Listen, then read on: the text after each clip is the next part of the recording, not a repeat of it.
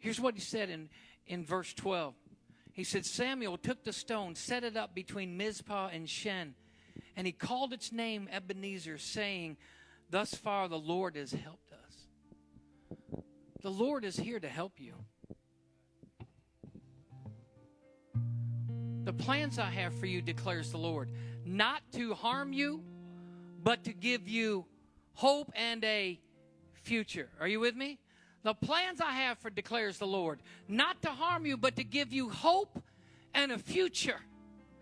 Oh, come on, you didn't hear what I said today, because there's people in this world that they need to know that even if they drive by and say, that used to be an old Homeland grocery store, you can say, well, that's an Ebenezer now. And they're like, what is an Ebenezer? Look what the Lord has done. This is what he did for me. This is what he did in my life. I don't know what he's done for you. I know he's done something for you, because I don't believe there's anybody that lives on this planet Earth that God isn't willing to do something for them to give them hope and a future. Somebody ought to be shouting hallelujah or something to the Lord.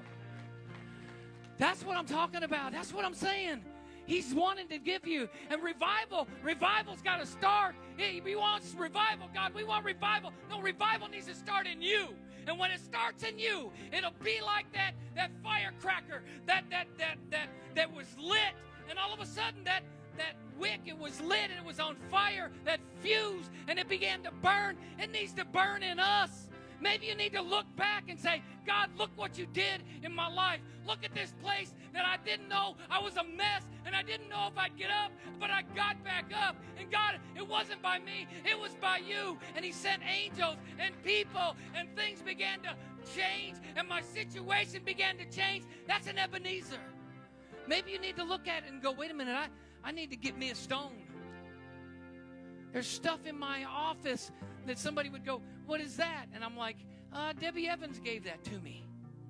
And there's another one. It's like, what about this cross right here? Where'd that come from? It's like, my daughter made that cross for me in the 7th grade. That's an Ebenezer. Hello? It may have reminded me of my child or my grandchild, but it reminds me of the Lord of Lords and the King of Kings and how good he is in the midst of our lives.